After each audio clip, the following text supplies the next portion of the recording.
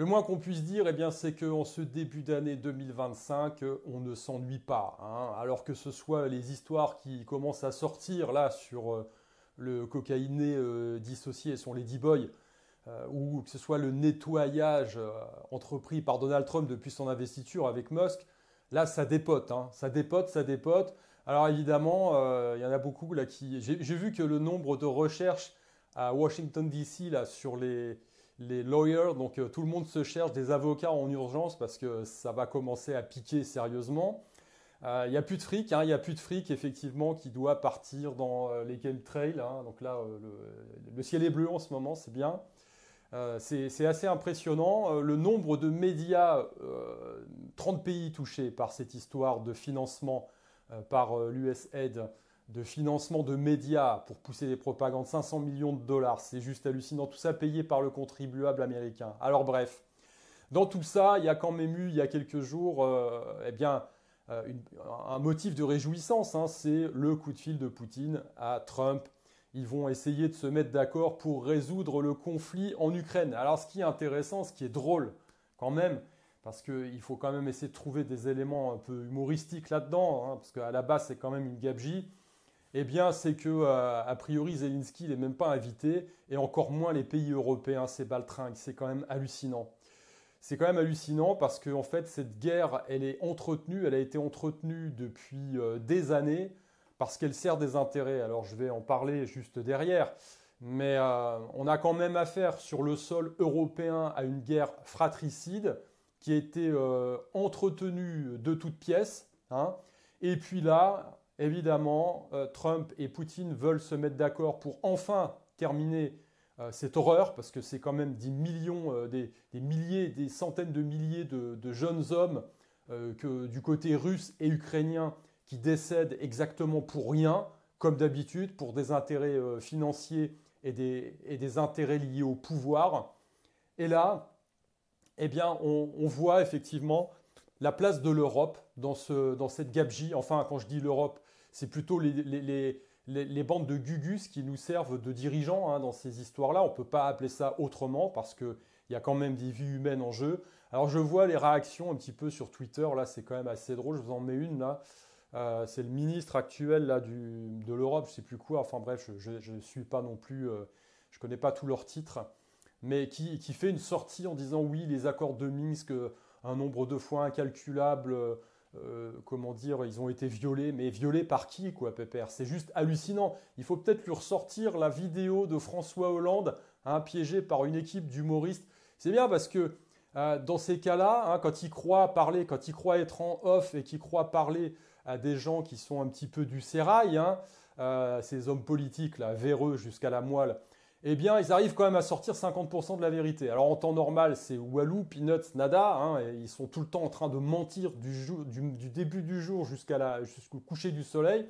Et puis là, bah, ils pensent être entre eux, donc ils sortent la vérité, enfin une partie de la vérité, hein. Et c'est vrai que dans cette vidéo, Hollande l'avoue, hein, alors, bah oui, on a mis en place les accords de Minsk pour gagner du temps. Voilà. Donc en fait, ce ministre français là fait du révisionnisme. Mais ils ont l'habitude, hein, c'est modifier l'histoire comme ça les arrange, bien évidemment, hein. Alors c'est quand même hallucinant. Aujourd'hui, on est quand même à l'époque des réseaux sociaux. Il y a les documents qui ressortent tout aussi vite. On sait quand les gens mentent, quoi, comme des arracheurs de dents. Alors évidemment, quand la masse du bétail reste dans sa complaisance habituelle, hein, par confort psychologique, ils peuvent continuer à raconter toutes les merdes qu'ils veulent. En tout cas, la réalité du truc aujourd'hui, c'est que Poutine et Trump vont se mettre d'accord pour régler ce conflit et qu'eux ne sont même pas invités. Donc ça montre effectivement le niveau d'importance qu'ils ont. C'est des gugus, c'est des guignols. Ils ont un niveau d'importance qui est peanuts. Alors le problème, c'est qu'ils ont encore une capacité de nuire assez incroyable, hein. On va en parler juste derrière.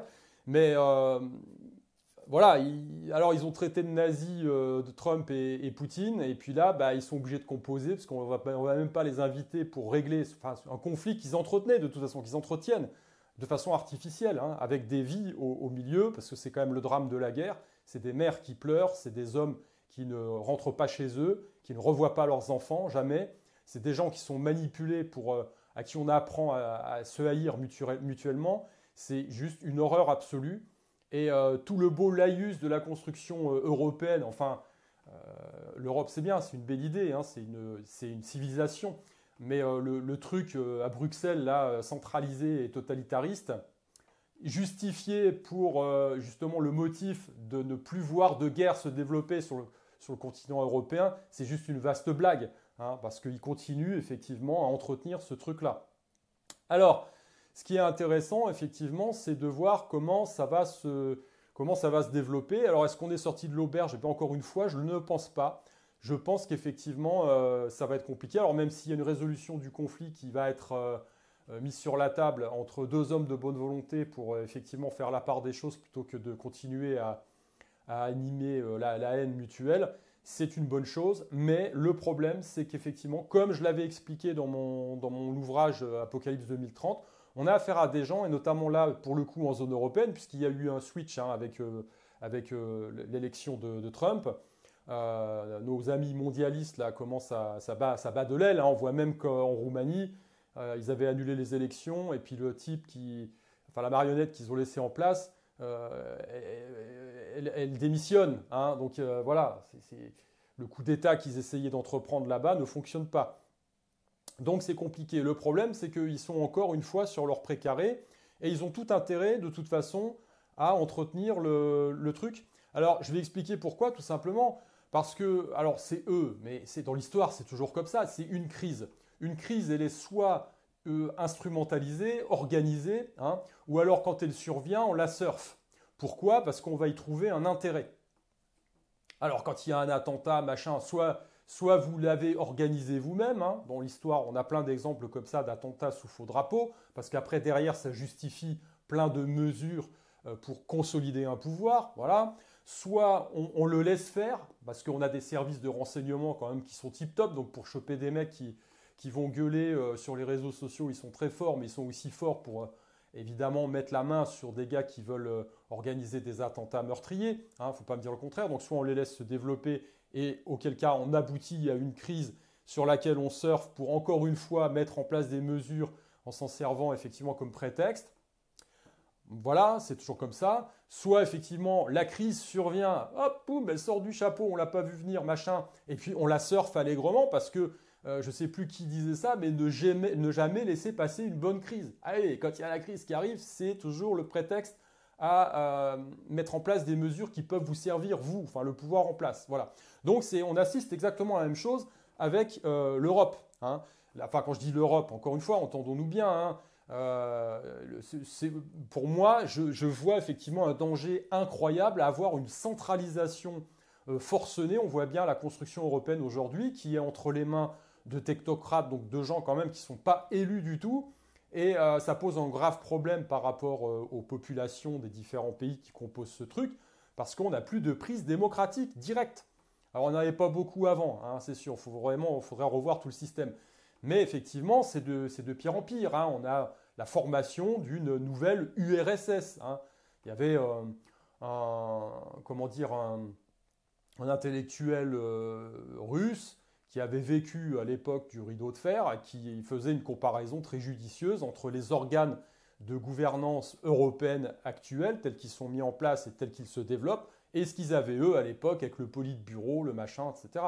C'est le même type de fonctionnement. Hein, parce qu'on est sur un modèle qui tend à aller vers du communisme, hein, une forme de communisme 2.0, technocratique et qui repose sur la techno tout simplement, hein, où on peut contrôler le bétail beaucoup plus efficacement qu'à l'époque des mecs qui portaient les grosses moustaches et des bottes en cuir. Voilà. Mais le but du jeu, ça revient toujours au même. Et on développe un truc qui est antinaturel. Voilà, ça va contre la nature humaine. Donc c'est toujours destiné à s'effondrer à terme, mais ça fait beaucoup de dégâts. Le communisme, à chaque fois, c'est des millions de morts. Dans l'histoire, ça a toujours été ça. Et on voit bien, ces gens-là veulent poursuivre des guerres inutiles parce qu'ils y ont un intérêt. Hein. On est des pions sur des échiquiers. Ils s'en foutent d'envoyer des jeunes se faire casser la pipe sur des terrains à l'autre bout du monde. Tant que ça ne les touche pas eux, il n'y a aucun souci. Hein. Voilà, il est là le problème. Alors, comme je le disais, le problème d'une crise, c'est que c'est à chaque fois le prétexte d'un transfert massif de pouvoir vers vers une structure supranationale, tout simplement. Parce que, il y a une crise qui survient en zone européenne, vite, il faut qu'on se mette tous d'accord, hein, et puis qu'on œuvre ensemble pour pouvoir résoudre la crise. Alors, on a bien vu ces dernières années ce que ça a donné. Alors, j'ai fait un petit peu... Alors, pourquoi on utilise ces crises? Eh bien, il y a quand même 3 ou 4 raisons majeures. La première, c'est que ça permet la centralisation des prises de décision. Donc, on passe au-delà, effectivement, des nations, des organes de pouvoir nationaux qui sont normalement l'émanation directe du peuple. Donc quand on est dans une démocratie, même si elle est représentative, on a quand même un lien direct. On devrait avoir un lien direct par rapport aux politiques qui sont mises en œuvre au niveau national, mais comme on a un transfert de pouvoir vers un organe supranational, en l'occurrence l'Europe, vous n'avez plus de prise directe. Hein, vous votez pour des mesurettes. Vous mettez en place un menteur qui vous a servi une belle histoire, mais qui de toute façon sait très bien que ce n'est pas possible parce qu'il ne pourra rien faire à partir du moment où lui-même n'a plus la souveraineté. Nous, en tant que peuple, on n'a plus la souveraineté. Et la personne qu'on a mis en place, elle l'a encore moins, puisque de toute façon, elle a délégué les pouvoirs à un organe de décision supranational, un organe supérieur. Donc là, voilà, ça ne sert à rien de tourner autour du pot, de se raconter des histoires. La vérité, elle est là. Donc ça, c'est le premier point. Le deuxième point, c'est que derrière, il y a une volonté d'intégration militaire et puis l'augmentation des budgets. Hein, parce que évidemment, derrière, voilà, il y a les impôts, machin, tout ça. On a bien vu aux US comment ça se passe. Hein, tout le pognon qui part, on ne sait pas où. Là, Trump, il commence à tomber des nues avec Musk. Là, ils sont en train de faire un audit. Là, ça va être sévère. Là, parce que... Il va falloir faire les comptes. Là, ça sera beaucoup plus rigoureux, à mon avis, que les comptes qu'on avait pendant le Coco Circus concernant le nombre de décès quotidiens liés à la nouvelle peste noire. Hein. Bref. Alors, il y a aussi un autre point, c'est que cette rhétorique de guerre, eh bien, elle s'accompagne d'une instrumentalisation de la peur. Voilà. Et elle justifie, on l'a vu pendant le Coco Circus, la mise en place d'un tas de mesures. Alors là, ce qui est intéressant, c'est que, évidemment, quand on est en guerre, hein, et puis qu'on vous fait peur par rapport à ça, derrière, il y a la nécessité d'être ensemble. On se soude parce qu'on a un ennemi commun. Voilà. Et puis, il faut faire taire les voix dissidentes, les gens qui ne sont pas d'accord. Hein, on l'a vu en 14, par exemple, avec le socialiste là, qui s'est fait buter. Bon, voilà, alors, tout le monde, Jaurès se fait buter, hop, il était pour la paix, on n'en parle plus, et puis voilà, comme ça, on peut aller en guerre, on peut y aller. Hein. C'est le même principe, en fait, là. Voilà, vous avez des gens qui ne sont pas d'accord, que ce soit dans la population, parce que des gens qui commencent à s'apercevoir qu'on se fout de leur gueule, ça fait quand même depuis très longtemps. Et puis vous avez quelques figures politiques qui s'opposent à tout ça. Des gens qui mettent très justement le doigt sur le problème majeur qui est la perte de souveraineté. Si vous n'avez pas de souveraineté, vous ne pouvez pas décider de votre avenir. Et tout ça, c'est pas très bon. Hein. Donc si effectivement on a une guerre et puis qu'on a effectivement la nécessité de se souder, derrière un chef charismatique, eh bien, on fait taire plus facilement la dissidence et les opposants, les gens qui ne sont pas d'accord, et y compris, alors pas seulement sur des problèmes liés à la sécurité des zones, mais au niveau plus important, quelque part, au niveau économique et financier, parce qu'on y vient, on y est là, voilà. C'est aussi l'occasion, une bonne crise comme celle-là, eh bien, de masquer la faillite. Bah ouais, parce qu'on est en faillite de toute façon, il ne faut pas se voiler la face. Et puis, il n'y a pas qu'en zone européenne, notamment de l'Ouest, quand on voit le surendettement d'un pays comme le Japon ou les États-Unis. Alors, il y a évidemment, vous allez me dire, il y a des éléments qui permettent de temporiser la chose. C'est vrai que quand on est monnaie de réserve mondiale, puis qu'on a la plus grosse armée au monde, ça peut aider, c'est sûr. Mais ce n'est pas le cas de la France, par exemple. Hein. Donc, ce surendettement, et dans l'histoire, on a vu exactement la même chose. À un moment donné, il y a un défaut sur les dettes souveraines. On voit bien, on a eu une crise il y a quelques temps au niveau des soi-disant de la dette des États qui est intouchable. C'est le truc, on a investi là-dedans parce que les actions, ça monte, ça descend, mais la dette d'État, c'est du solide parce que les États remboursent. Les États remboursent, les États font faillite comme n'importe quelle boîte. Hein. C'est déjà arrivé dans l'histoire. Dans les années 30, tous les États quasiment européens ont fait faillite, ils ont sauté. Donc en fait, la dette, quand on ne peut plus la rouler, elle a perdu 20, 30, 40% là, depuis 2-3 ans. Voilà, les gens, à un moment donné, quand vous ne trouvez plus personne vous ne pouvez plus emprunter parce que les gens, les investisseurs ne vous font plus confiance, eh bien, il y a effectivement un reset monétaire. Donc là, voilà. Donc là, quand on est en guerre, il faut faire un effort de guerre. Hein. Tout le monde doit faire un effort. Vous voyez bien ce qui se passe aujourd'hui en France avec les auto-entrepreneurs, etc. Bon, c'est toujours les mêmes, hein, rassurez-vous, c'est toujours les mêmes à qui on demande de se serrer un peu plus la ceinture. Ça ne change pas, c'est toujours pareil. Donc, voilà, c'est une façon de mettre un couvercle là-dessus et de dire, bah oui, bah, ouais, rappelez-vous, c'est comme à l'époque quand il y a eu au démarrage du conflit en Ukraine, aux US, on parlait, Biden disait l'inflation qui est due à Poutine. Voilà, c'est l'inflation Poutine. Non, mais alors par contre, le fait qu'ils aient imprimé comme des gorées pendant la crise du Coco Circus, crise instrumentalisée et organisée, orchestrée aussi, hein, entre parenthèses, hein, et puis qu'ils aient signé des chèques là directement aux gens. Ça, c'est pas inflationniste, peut-être. Ils nous prennent vraiment pour des cons. Alors, ils ont raison, parce qu'en général, il y a une majorité de gens qui n'ont pas de connaissances ni économiques, ni monétaristes, ni financières, encore moins. Donc, c'est facile de leur raconter n'importe quoi. Mais à un moment donné, quand on se renseigne un minimum, on comprend bien tous ces processus, on voit bien qu'on se fout de notre gueule en plein. Voilà. Donc, c'est un des autres points essentiels, c'est de masquer cette faillite. Parce que le cœur du bousin, le réacteur nucléaire de tout ça, c'est exactement ça, c'est la finance et la monnaie. Voilà. Bah ouais, donc le but du jeu, c'est quand il y a une bonne crise derrière, ou tout le monde vous fait percevoir qu'il y a une bonne crise, derrière, effectivement, il y a des mesures qui sont mises en place, et notamment un grand reset monétaire, hein, s'il y a eu les Bretton Woods, il y a eu... Voilà, demandez aux Allemands, par exemple, qui ont vu leur monnaie s'évaporer plusieurs fois de suite, là, notamment après la Seconde Guerre mondiale. Bon, ben voilà, c'est exactement ça. C'est un système comme celui-là. Vous croyez que vous avez une réserve de valeur, puis en fait, c'est que dalle. Alors déjà qu'à la base, effectivement, une monnaie fiat, elle dévalue tout le temps. Plus l'inflation, on vous baise un petit peu à ce niveau-là. Mais là, pour le coup, c'est radical. Hein. C'est du jour au lendemain, on vous dit, bah non, on a changé de système. Quoi. Voilà, maintenant, on utilise des coquillages. Quoi. Bref. Donc, quand on fait un petit retour, j'avais pris quelques notes là sur l'Europe et les différentes crises qui, depuis une vingtaine d'années, ont émaillé ce parcours fantastique. Eh bien, on voit qu'à chaque fois, c'est les mêmes processus qui se mettent en place. Hein. 2010-2014, il y avait déjà une grave crise au niveau de l'euro, hein, la crise de l'euro. Demandez-en aux Grecs ce qu'ils en pensent. Voilà, la crise de l'euro à cette époque, bah, ça a été un moyen, effectivement, de mettre de nouvelles règles sur la gestion de la dette et un droit de regard sur les budgets des États nationaux. Voilà, donc on resserre un petit peu la vis, on centralise un peu plus le pouvoir. 2014-2015, l'Ukraine, déjà. Ah oui, déjà l'Ukraine, parce qu'après les fameux accords de Minsk, hein, voilà, qui étaient mis en place pour gagner du temps vis-à-vis de Poutine, bah, ils ont mis en place des politiques de sanctions, voilà, centralisées, encore une fois. Et puis, bah, vous n'avez pas votre mot à dire. Hein. Les nations non plus, parce que c'est décidé à Bruxelles. 2015-2017, la fameuse crise des migrants. Est-ce qu'on a eu un mot à dire là-dessus?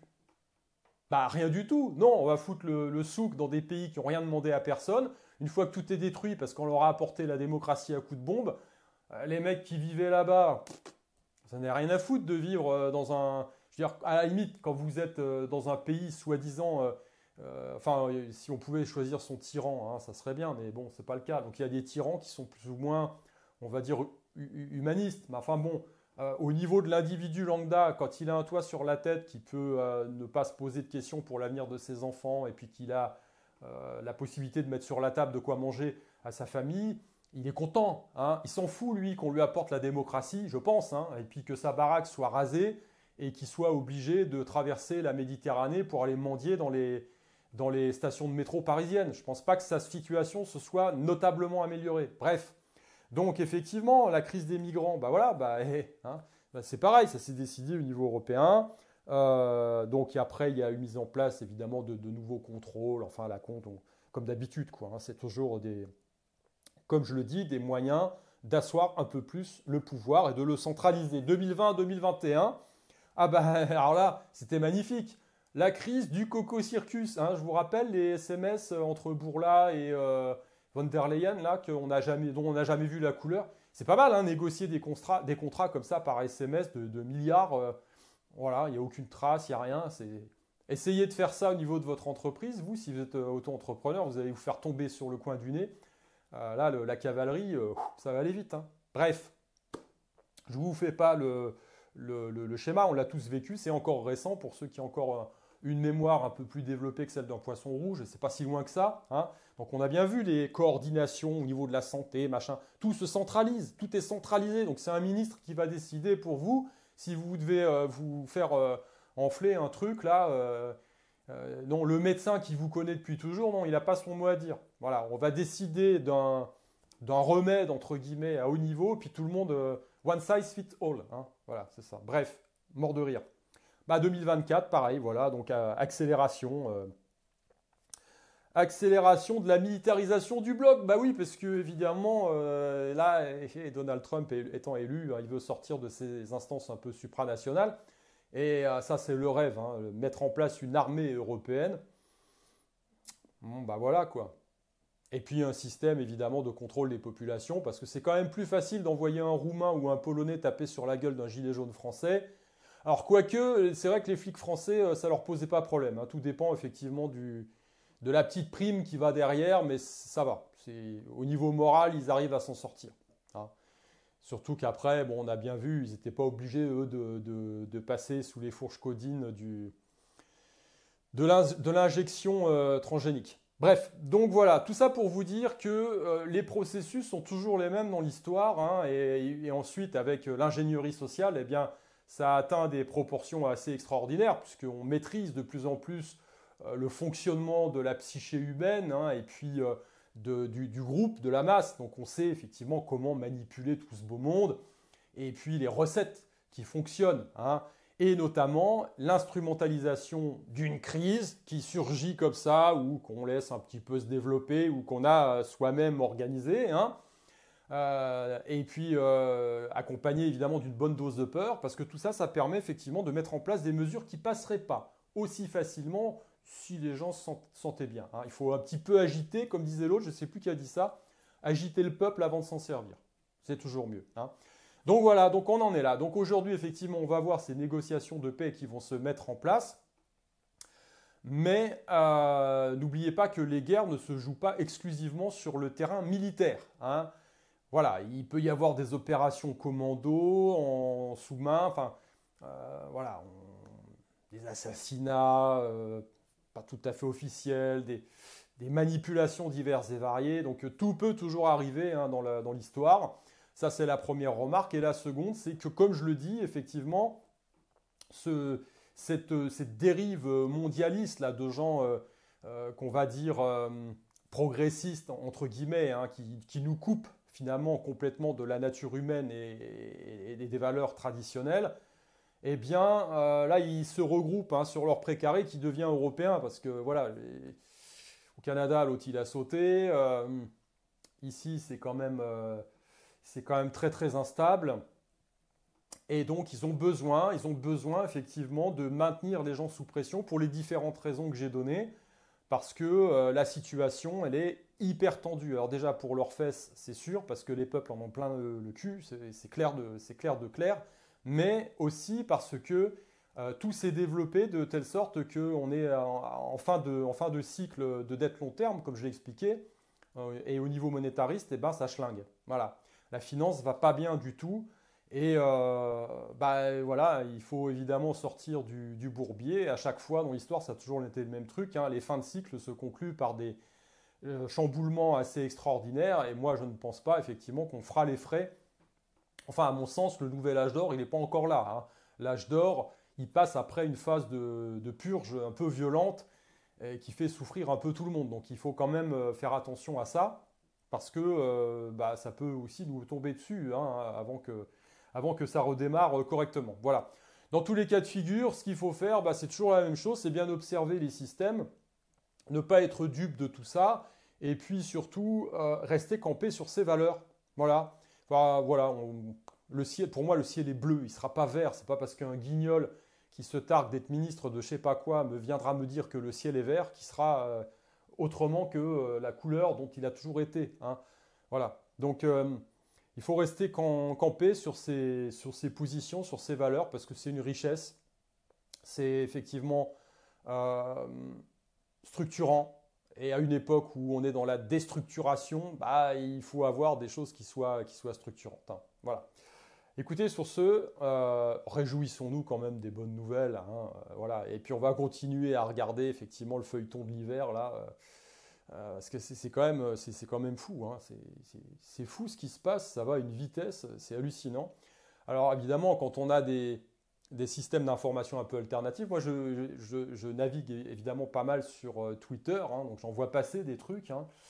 Voilà, je veux dire, alors pour les normies, pour les gens qui sont un peu encore dans la matrice, c'est sûr que si on n'en parle pas à la télévision, c'est que ça n'existe pas ou que ce n'est pas vrai, hein.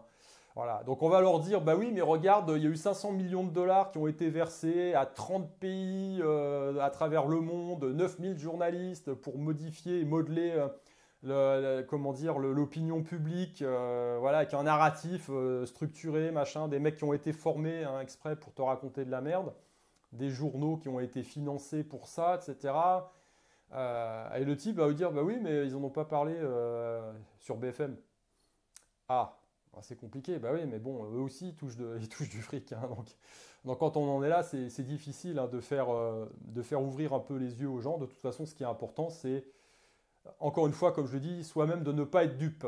Voilà, bah écoutez, sur ce, on suit tout ça de près et on continue sur la lancée habituelle, le socle de valeur, la spiritualité, le travail du physique, mental d'acier. Allez, je vous dis à plus.